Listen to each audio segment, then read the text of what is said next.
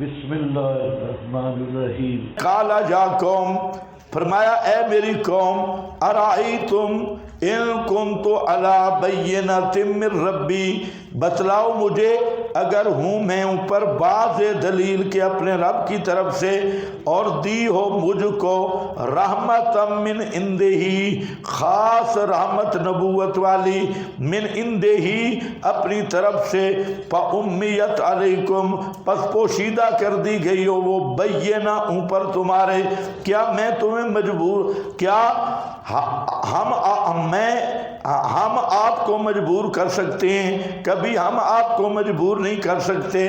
بان تم لہا کارہون، اس حال میں کہ تم اس کو ناپسند کرتے ہو۔ بجا قوم، رفع مانے یعنی لالچی نہیں ہوں، میری اپنی کوئی غرض نہیں ہے، تمہارا خیر خواہ ہوں۔ یہ ہر پیغمبر کا وظیفہ رہا ہے کہ پیغمبر یہ بتاتا ہے کہ میں دعوت سے کوئی دنیاوی مفاد نہیں چاہتا، بلکہ اس دعوت، یہ دعوت میرا مشن ہے، یہ میری تجارت نہیں ہے، یہ دعوت میرا مقصد ہے، یہ میری تجارت نہیں ہے۔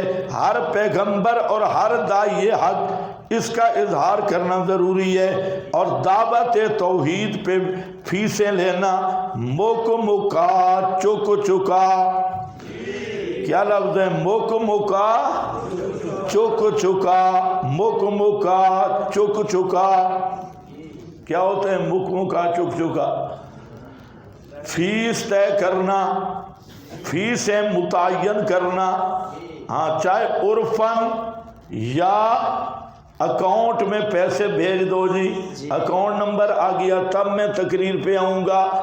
ایک ہے کہ جو مقررین ہیں ان کا کرایہ دینا ضروری ہے، یہ نہیں ہے کہ کرایہ نہ دو، ہمارے ساتھی ایسے ہیں وہ کرایہ بھی نہیں دیتے ماشاءاللہ، تو کرایہ خطیب کا حق ہے، خطیب کہاں سے کرایہ لے گا؟ ہاں تو کرایہ دینا ضروری ہے، روٹی اس کو دو، مہمان ہے تمہارا، اور اس کو کرایہ بھی دو۔ گاڑی کا کرایہ اگر گاڑی پہ آیا تو وہ الگ چیز ہے، لیکن اس پر موقع اور تجارت بنانا، چک چکا کر کے 25,000 لوں گا، 30,000 لوں گا، اور پھر اس پر خطیب ترتیب سے پروگرام رکھتے ہیں، پنڈی آئے 10 پروگرام، 25,000 اس سے، 20,000 اس سے، 30,000 اس سے، تو یہ بالکل حرام ہے، یہ دعوت پہ فیس لینا بالکل حرام ہے، ہاں دعوت کو تجارت بنانا یہ بالکل حرام ہے، ہاں بھائی۔ تو اور یہ بھی ہمارا یہ مشاہدہ بھی ہے کہ حرام ہے، ہم جلسوں پہ جاتے ہیں، بسا اوقات کوئی ساتھی کرائے سے زائد پیسے دے دیتا ہے، مجھ سے تو زیادہ ڈرتے ہیں، ڈرائیور کو پکڑا دیتے ہیں۔ تو اب مجھے پتہ ہوتا ہے جب بھی کسی نے پیسے ہمیں، میں اپنے تمہیں تجربہ بتا رہا ہوں، زیادہ پیسے جب بھی کسی نے دیے تو میں ڈرائیور کو کہتا ہوں اب تیار رہنا، یہ گاڑی کہیں لگے گی، یہ سارے پیسے لگیں گے گاڑی پہ۔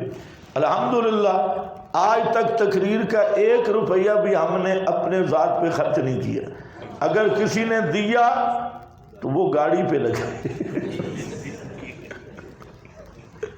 کوئی نہ کوئی خرابی آتی ہے، تو میں نے کہا یہ بھی دلیل ہے کہ یہ جائز نہیں ہے، اگر یہ جائز ہوتے نا تو یہ پھر آ جاتے، یہ بالکل نہیں آ رہے، کیا وجہ ہے کہ پتہ چلا بھئی یہ سارا مال ادھر ہی لگے، اور آج کل تو خطیب لڑتے ہیں بھائی، توبہ، ہمارے ایک بڑے انٹرنیشنل خطیب ہیں،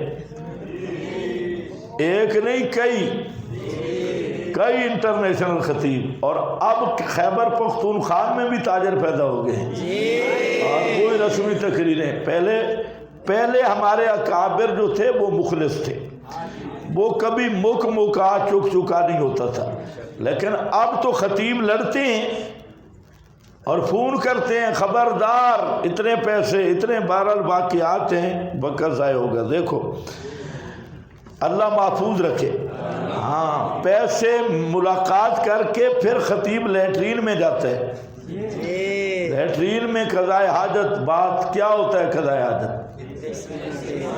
گنتی کر کے پھر واپسی بتانا ہوتا ہے اور کیوں کم دیے ہو فلانی ہے ہو فلانے. ہاں یہ تو بالکل گندی عادتیں. یہی تو وجہ ہے کہ مسئلہ ختم ہو گئی ہے. مسئلہ جب تجارت بن جائے تو مسئلہ ختم ہے. آپ کے پاس عبارت لکھی ہوگی کہیں وَفِيهِ تَنْبِيهٌ لِلْعُلَمَاءِ الَّذِينَ هُمْ وَرَثَةُ الْأَنْبِيَاءِ. اس میں تنبیہ ہے علماء کے لیے جو انبیاء کے وارث ہیں. أَن يَتَعَدَّبُوا بِأَنْبِيَائِهِمْ, یہ کہ وہ تعدبوا انبیاء کی سیرت اپنائیں اور یہ کہ نہ طلب کریں لوگوں سے کوئی چیز. فی بث علومہم ولا یرتفقوا منہم بتعلیمہم, اپنے علوم پھیلانے میں یہ کوئی چیز بھی نہ لیں. ولا یرتفقوا منہم بتعلیمہم بتذکیر لہم اور لہم, اور ان کی تذکیر اور تعلیم پر کوئی چیز نہ لیں. اور وہ جو لیتے ہیں مستمعین فی بث فائدۃ یذکر بہا من الدین ویعظ بہا المسلمین, اس میں اللہ برکت نہیں دیتا. فلا یبارک فیما یسمع ولا ينتفعون به ويحصلون به على سخط من اللہ. تو اس تقریر پہ اللہ ناراض ہوتا ہے اور اس تقریر کی برکات نہیں ہوں گی.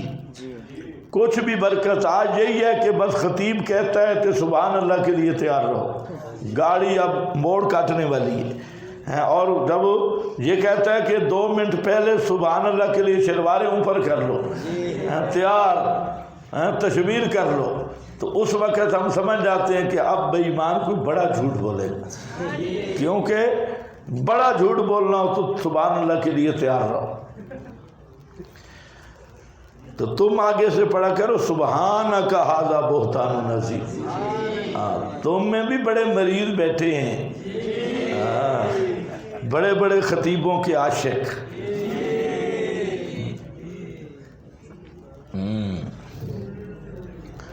علی بینۃ من ربی وآتانی, ہو گیا یا قوم لا اسألکم علیہ مالا, نہیں مانگتا میں تم سے اوپر اس دعوت توحید کے مالن, کوئی مال بھی, کسی قسم کا کوئی مال بھی, کوئی اجر بھی, جاہی اور کوئی مال کسی قسم کا نہیں مانگتا, روٹی پانی بھی نہیں مانگتا.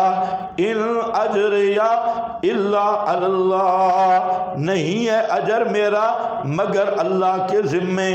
اور جب اللہ کی توحید کو اللہ کے لیے بیان کرو گے اس وقت برکات ظاہر ہوں گی. ہمارا جب پہلا سال تھا تو ایک سازش کے تحت علماء حضرات پہ اللہ رحم کرے, ان کی ایک سازش تھی. اس کے تحت مجھے ایک مسجد میں ڈیوٹی لگائی گئی. حالانکہ میں تو تدریس کر رہا تھا اور ذوق بھی میرا تدریس تھا. خطابت شتابت تجھے تو نہ اب ہے نہ پہلے ذوق تھا. اب بھی تقریر کرنی ہو تو میں پریشان ہوتا ہوں, بھائی کیا تقریریں کیا ہے. تو ایک بہت بڑے مخلص علماء کی شرارت تھی. تو انہوں نے ایک جگہ ایسی تھی کہ وہ قابل ذکر بھی نہیں. آپ یہاں سے اندازہ لگا لیں کہ اس میں شیعہ بھی تھے, مودودی بھی تھے, جماعتیں یہ دوسرے رائبنڈی بھی تھے, اور بریلی سارے, اور مسجد جس آدمی کے نام تھی وہ ایک مصلی تھا. اور وہاں لکھا ہوا تھا کہ اس کے خطیب امام کا عقیدہ المحند علی المفند کے مطابق ہونا ضروری ہے. یہ سرکاری کاغذوں میں طے تھا. اور اس مسجد میں ایسا ہر مہینے 2 مہینے کے بعد مولوی کو بدنام کر کے نکال دیتے تھے. تو جگہ ایسی تھی. تو میری وہاں ڈیوٹی لگی کہ آپ نے وہاں درس دینا ہے. میں بھی سمجھ گیا بھئی یہ کیا پروگرام ہے، تو میں نے کہا ٹھیک ہے۔ میں وہاں گیا، ان ساتھیوں کو میں نے کہہ دیا کہ میں آپ سے کوئی تنخواہ نہیں لوں گا، کوئی تنخواہ بالکل نہیں، اور مسئلہ میں بیان کروں گا، مسئلے پہ نہیں آ کرنا، اور اگر کوئی مسئلہ ہو تو پھر مولوی بلانا ہے، وہ مجھے سمجھائے گا۔ جی ہماری ابتدا تھی، شروع تھا، پہلا سال تدریس کا تھا، تو خیر کام شروع ہوا۔ اس مسجد کے لوگ پورے کے پورے بہت زیادہ جھگڑوں کے بعد ایسے مواحد بنے کہ اس وقت ان سے زیادہ مواحد پورے اس ایریے میں کوئی نہیں ہے۔ سب نوجوان اور سب جدھر پورا محلہ کیا پورا علاقہ بہت کٹر مواحد بنے۔ لڑائیاں بھی بڑی ہوئی، 2 آدمی ابتدان میرے ساتھ تھے، اور میں نے وہاں مدرسہ شروع کر دیا تو ہم نے 100 ڈنڈا منگوایا تھا، 100 ڈنڈا میں درس دیتا، اور 100 ڈنڈا ہم 10-12 ڈنڈے دیوار کے ساتھ کھڑے کرتے تھے ان کو دکھانے کے لیے۔ اور میں نے انہیں بتایا تھا جس نے شرارت مسجد میں کی، درس سننا ہے انسان بن کے سنو، نہیں سننا گھر مرو، مسجد میں اگر لڑائی کی تو پھر تم دیکھنا۔ اب اس وقت بہت ہمارے مخالف لوگ جو تھے، اس وقت وہ بھی اللہ کے فضل سے بالکل کٹر مواحد بن گئے، جو مد مقابل تھے۔ تو یہ مسئلہ جب آدمی بیان کرے، لالچ پہ اگر ہوتا تو تنخواہ کدھر ملنی تھی، پیسے کہاں سے ملتے، تو سوال نہیں پیدا ہوتا تھا۔ تو جب آپ پیسے لے کر مسئلہ بیان کریں گے تنخواہوں پہ، تو پھر آپ تنخواہ کو دیکھیں گے یا مسئلے کو دیکھیں گے؟ پھر تو تنخواہ۔ اور یہ دنیا میں کوئی تاریخ ہے کہ امام خطیب نے مقتدیوں کے لیے ڈنڈا رکھا ہوا اور ممبر پہ اعلان کرے جو جس نے بے غیرتی کی میں اس کو گھر سے نکال کے ماروں گا۔ ہاں، تو یہ تب ہے کہ تنخواہ نہیں ہے۔ اگر تنخواہ ہے تو یہ نہیں کر سکتے، پھر آپ پابند ہیں۔ وہ بھی دیکھ رہے تھے کہ یار یہ سارا بجلی کا بل بھی خود دے رہا ہے مسجد کا، اور یہ چندہ بھی نہیں مانگ رہا، اور یہ تنخواہ بھی نہیں لیتا، اور سارا کچھ یہ کام چل بھی رہا ہے۔ تو بہرحال 2-3 آدمی، ایک آدمی ان میں اچھا تھا، پچھلے دنوں فوت ہوا، وہ پہلے بھی اچھا تھا، بعد میں تو خیر وہ بڑا پکا ہو گیا۔ تو اور حضرات بھی آہستہ آہستہ چلتے چلتے نوجوانوں پہ محنت ہوئی، تو اس وقت 100 کے قریب نوجوان تیار ہوا تھا صرف 1 سال میں، اور سب نے داڑیاں بھی رکھی، اور پوری ہماری ایک وہاں جماعت بن گئی۔ اس وقت بھی الحمدللہ یہ ہماری تنظیم ہمارے خلاف تھی، ہماری اپنی تنظیم اس وقت بھی ہمارے خلاف تھی۔